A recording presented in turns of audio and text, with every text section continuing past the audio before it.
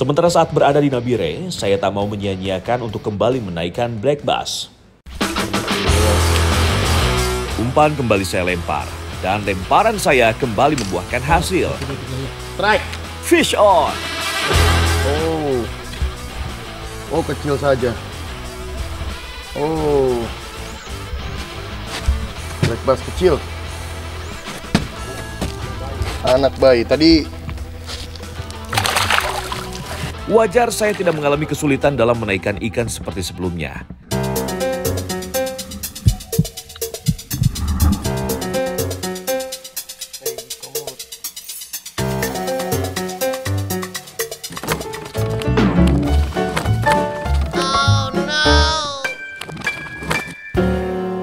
Mancing manis strike back, mantap.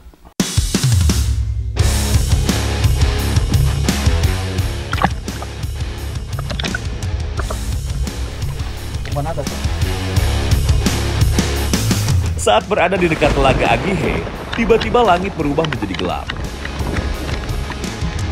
Karena hujan semakin deras, kami pun memutuskan untuk menyudahi mancing di Sungai Agihe ini.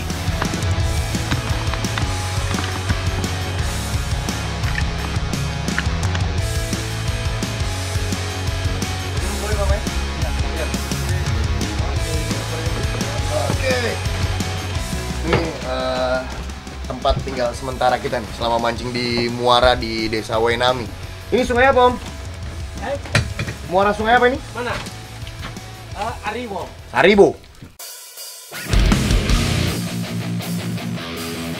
Rumah apung yang terletak di muara Sungai Aribo, Desa Wainami ini memang jadi rumah singgah bagi banyak pemancing.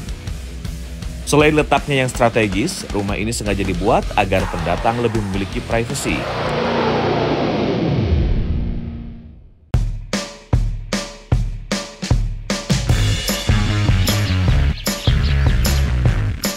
Keesokan harinya, saya tidak memancing, melainkan mau ikut salah satu nelayan di Desa Wainami.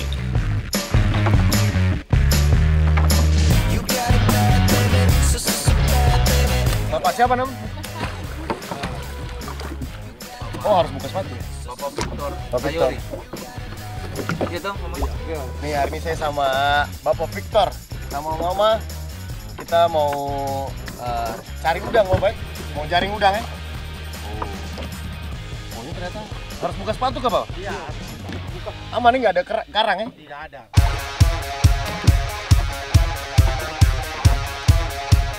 Victor sehari-hari menjaring udang di muara sungai bersama sang istri. Kan bisa ada. Menjaring di muara sungai Siriwo hanya dapat dilakukan saat air surut. Karena pada momen ini, udang turun ke muara mengikuti arus air. Jaring sepanjang puluhan meter langsung dibentangkan ke dalam sungai. Setelah semua jaring turun, kita tinggal menunggu sebentar saja, lalu jaring kembali diangkat. Beberapa udang terlihat menyangkut di jaring, namun tidak sedikit juga ada ikan yang ikut menempel. Ini banyak ikan yang masuk ke jaring, cuman Bapak Victor memang khusus udang. Jadi ikan-ikan yang ke jaring dibuang kembali ke laut sama Bapak Victor.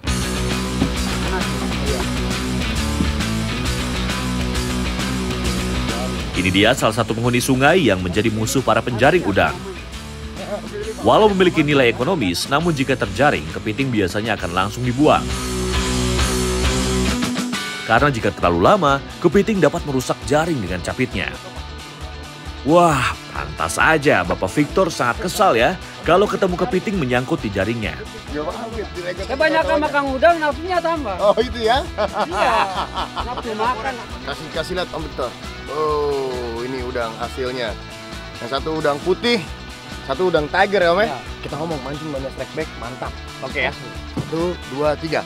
Mancing mania strike back, mantap. Mantap. Sepertinya air mulai pasang. Itu tandanya kita harus menyudahi pencarian kita kali ini. Bapak Victor, kita jaring lagi kah? Oh, sudah tidak bisa. Tidak bisa? Ya, Jadi kita balik saja? balik. Sudah tinggi air? Sudah, air sudah tinggi begini, udang sudah masuk di pohon. Oke. Nih, jadi kalau menurut Bapak Victor sama Mama, air sudah tinggi, jadi udang sudah tidak bisa karena udang sudah masuk ke sungai. Jadi kita mau pulang dulu.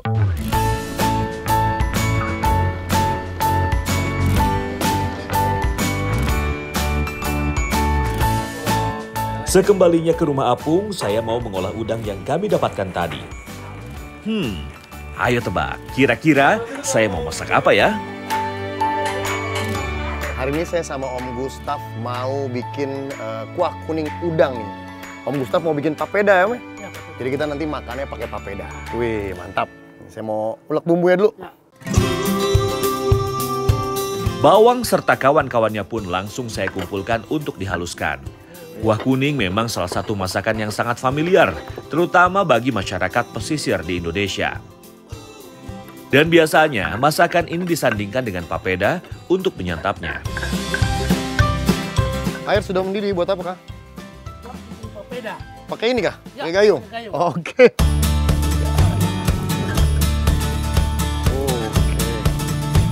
Bahan utama untuk membuat papeda adalah sagu. Membuat sagu jadi salah satu profesi warga desa Wainami ini, selain menjadi nelayan dan berkebun. Sagu merupakan bahan makanan pokok, bukan hanya bagi warga Wainami, tapi seluruh warga di Pulau Papua.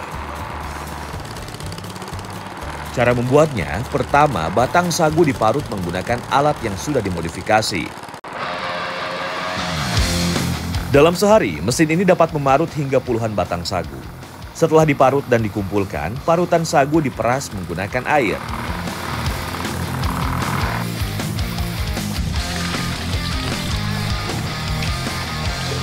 Saya ikut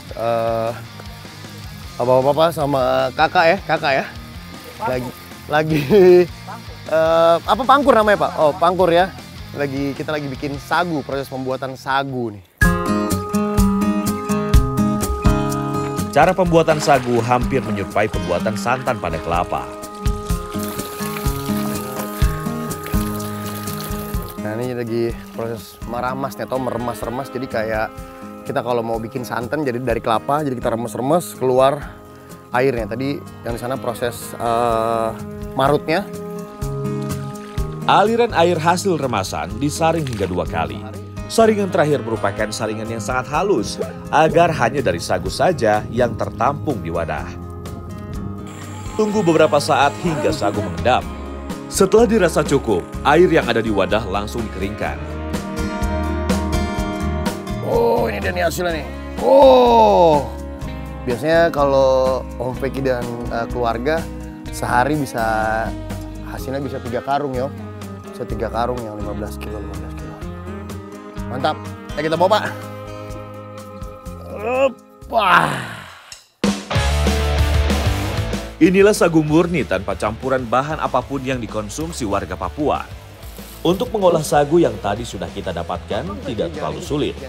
Yang mau tahu cara buat papeda, simak baik-baik ya. Siram air panas ke dalam wadah yang berisi tepung sagu. Selama air masuk, adonan sagu terus diputar. Ini berfungsi agar air dan sagu tercampur merata.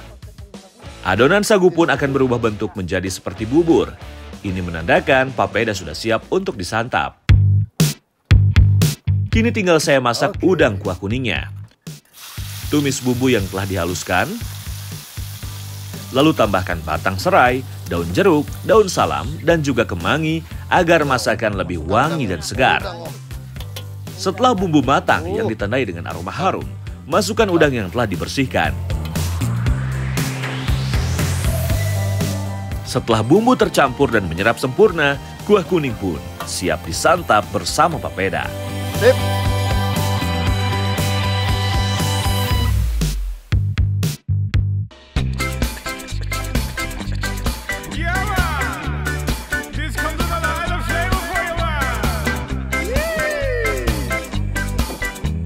Desa Wainami yang terletak di distrik Napan, Nabire, Papua Tengah, terbilang rukun dan damai. Masyarakatnya sebagian besar menggantungkan hidup sebagai nelayan, petani, dan pembuat sagu. Sebelumnya, warga Wainami berprofesi sebagai pemburu buaya. Namun, semenjak diedukasi kalau buaya itu dilindungi, warga desa kemudian beralih profesi. Wah, ini kau masih pada mancing ya? Pada nggak lapar apa? Ini, saya sudah masak. Ayo makan dulu. Woi, sini. Ayo Om Fred. Ayo. Woi, ini ternyata saya masak, yang lain pada mancing nih. Ini Sudah lapar kan? Sudah lapar kan? Ini kita masak papeda. Wih. Ini kita masak papeda sama udang kuah kuning. Ayo sini. Sini Om Pret. Kita makan dulu. Mau tahu cara ambil papeda seperti apa? Nih, perhatikan ya. Kuahnya dulu. Papedanya boleh, Bapak. Ini dilakukan agar papeda tidak lengket dengan piring. Baru setelah itu ambil lauknya. Mantap!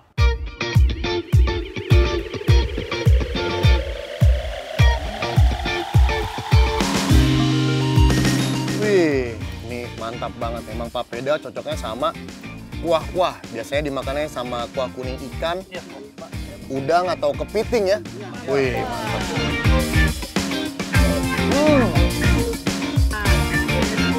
Walau terlihat sederhana, papeda ternyata sangat bagus untuk dikonsumsi.